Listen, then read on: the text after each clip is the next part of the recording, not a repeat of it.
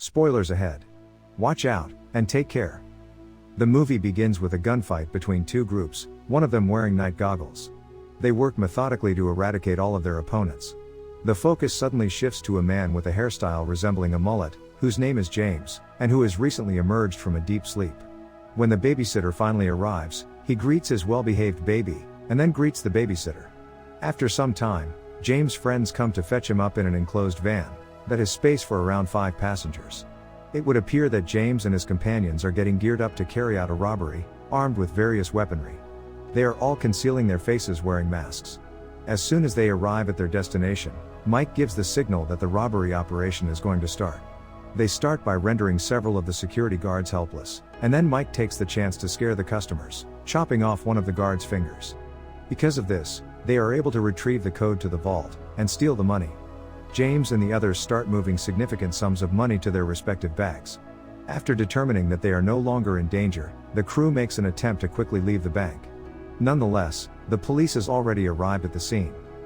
A gunfight is unavoidable, given the heavily equipped police officers who are preparing to apprehend James, and of course his cohorts in crime. At this moment, James and his team are feeling a little overwhelmed, and one of their members, including their driver, has been killed by police gunfire. During this time, James and his crew are on the run from the police. The gang is completely encircled, especially considering additional police are on their way. The James group is now down to only 4 members, yet they continue to hold their ground in the face of police gunfire. Even though James's group seems to have had a lot of training, the police, led by the intimidating commander, are able to easily defeat them when they were transporting the stolen money. Jack, one of the group's members, makes the decision to carry the money bag on his own, while James opts to evacuate his injured teammate, and take possession of an automobile that belongs to a neighboring household. The confrontation proceeds, with the cops giving chase to James while he is driving. The group ultimately succeeds in fooling the police by using a different car, which proves to be a successful ruse on their part. The police have not given up their search for the crooks, even though it is already evening. After this, there are only 3 individuals left, and one of them is hurt. They change their clothes in this location, switch cars, and destroy the one they were driving before. In the later hours of the day, a special agent, Frank Rose, arrives at the scene. After receiving a reprimand from the authorities for being late, he says he had just returned from Washington. Frank is told by the authorities that he needs to track down these criminals as quickly as possible, because their actions have been responsible for the murders of many law enforcement officers. An agent with the code name Giant explains that they had no choice but to engage in gunplay, because they were unable to get in touch with Agent Frank in advance. He explains one of the criminals has suffered a major injury, and as a result, Frank suggests they visit every clinic or doctor in the area, because it is certain that the criminal will require medical attention. In addition, Agent Frank finds out that one of the criminals, once known as Fan, is really a Venturi. Frank makes an inquiry with a bank worker who was present throughout the event, and could perhaps provide useful information. One of them asserts that some of the criminals spoke with a Brooklyn accent, and that they live in the city. When they finish talking, Frank gets a call from his son, wondering where he is, but Giant tells him that one of the cars is on fire along the river. Frank now accompanies Victor and Giant to check it out. Elsewhere, James goes to the home of a man named Billy, who reacts forcefully and blames James for the previous occurrences, because Billy spoke to the police. However, it turns out James and Mike approached Billy for help in laundering their money, to avoid detection. Later, a lady named Ava, who is a member of the gang, directly blames Mike, who has a psychopathic character, for all of these incidents. James and Mike agree to take Joan to receive clearance therapy, because he doesn't trust anybody else, and wants to join them. Billy is tasked with immediately laundering the stolen money. Frank, on the other hand, arrives at the scene of the burning car, hoping to obtain information on the crooks, who were previously in the military. He notes how well organized their movements were, as well as their combat abilities. He considers the potential of insider involvement, due to prior knowledge that the bank looted by the criminals had recently relocated, resulting in a large amount of cash in their vaults. Later, James successfully delivers Joan to her house for medical treatment. However, Billy contacts James to update him on the progress of the money laundering, so James steps out for a bit. Clarence notes that if James did not reduce his share of the money, the agreement would be more difficult, and James agrees. At the same time, Mike decides to bribe Clarence, in order to take care of Joan in a less reputable manner, and to ensure Joan does not become a burden to their operation. James accepts the money with a heavy heart, knowing that without competent medical care, Joan's chances of survival are minimal. Mike goes about preparing his weapon and counting the money. In the car, Ava asks James when he will return. He says he will return shortly to pick up Ava and Joan. He considers taking them to a faraway location, to begin a new life, so that his small family can live in peace. She is moved by his plan, but two cars soon approach them. It turns out to be the folks Billy contacted, led by someone named Briel. A money exchange is taking place, and Mike finds that the amount of money he is receiving is quite minimal, resulting in a dispute. Briel's gang even brandishes their weapons, in an attempt to frighten James, but Mike takes the severe step of shooting Briel's group dead, forcing James to move. Mike swiftly steps on the gas to run after one of Briel's thugs who is trying to escape. They run into the cops again, but this time they manage to escape.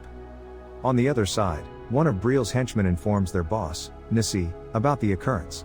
Nissi instantly dispatches his men into action. Meanwhile, the FBI seeks to question one of the bank's employees, in order to gain information. Agent Frank suspects the employee is dishonest, because the information he provides is too specific. Frank is able to persuade the man to disclose the truth. Frank's abilities should not be underestimated.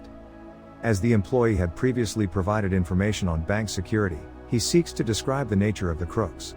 He claims that one of them is very educated, and has a St. Jude pendant tattooed on his neck, but the other is more brutal, and has a Marine Corps tattoo, with the words Semper V series in red. Victor immediately calls a friend to find out their names, and obtains a photo of Mike and James, discovering they are named Michael Mazaries and Jimmy James series, and are brothers. Frank and his two subordinates take swift action. Victor recognizes them easily, since he had previously attempted to capture both of them. They are also discovered to be two former desert military personnel. Frank orders Giant to make their names public as soon as possible. James, Mike and Ava, on the other hand, have arrived at Billy's location. Billy regrets what happened, since humans may be really harmful. According to James, Mike appears to have a death wish, always choosing a savage road. Mike says that he is not afraid to die. James then issues an ultimatum, stating that if they are able to get out of this circumstance, he will sever ways with Mike. Mike elicits strong emotions, recalling what all he has done for James, and reminding that he is his older brother. Later, things escalate when Mike implies James has been indoctrinated, which causes James to become enraged and assault Mike. At the same moment, one of Nissi's men enters with his heavily armed crew. A henchman swiftly kills Billy with his weapon, and apprehends James and his companions into custody, revealing Mike and James's faces. The two make headlines as wanted fugitives. Giant understands that he has met Ava previously, as she is James' girlfriend. Furthermore, one of the police officers reveals that some of Nissi's henchmen, along with their allies, have been killed, which Agent Frank learns about. Recognizing Nissi's involvement in money laundering, Frank links the death of Briel to Mike and James' movements. He immediately begins his investigation into Nissi's criminal enterprise. In the meantime, when Nissi and his henchmen arrive, Mike accepts responsibility for everything, and tries to control Nissi's emotions, but it fails. He remains emotionless. Mike is enraged when he starts threatening James. He says he has 100 liters of sulfuric acid to torment Mike and his friends with. The cruelty begins with one being bathed in acid. Nissi intends to torture Mike, and then target James next. However, James is not gullible, and soon flips the script. With prompt assistance, they are able to handle two against overpowering Nissi and his henchmen. Nissi ultimately perishes at the hands of James. Meanwhile, Frank and his squad are moving closer to the gang's hiding place. When James and Ava attempt to flee, a patrol car tries to stop them. Mike dispatches the two officers, and orders James to run. As Frank, Giant and Victor arrive, Mike confronts a difficult pursuit. There is a chase, and James witnesses his brother Mike make a sacrifice, which elicits mixed feelings. Despite his past disappointment, James appreciates his brother's actions. The conflict continues, with Mike being hit by gunfire and hampered in his moves. He attempts to kidnap Victor, in order to utilize his leverage, but fails, culminating in Agent Frank shooting him from a distance, and killing him. James and Ava board a bus. As promised, he tells her that they will meet on a small island. He bids her farewell, asking her to flee first. Frank convenes a brief discussion with his team at the crime scene. They discover James has not been officially declared dead. Giant discovers a pendant in the sulfuric acid pool, implying that James died. Frank is not completely satisfied, so the next day, he attempts to meet with Ava. Ava deftly avoids bringing up James during their talk. Frank does not pursue the matter further, but does ask Victor to set up an orphanage for Joan. Years later, we see James living peacefully on a little island, and meeting a deteriorating Joan and Ava. The end. Thank you for watching. Subscribe if you'd like to see more videos like this. Turn on the notifications, and leave a like to help the channel out.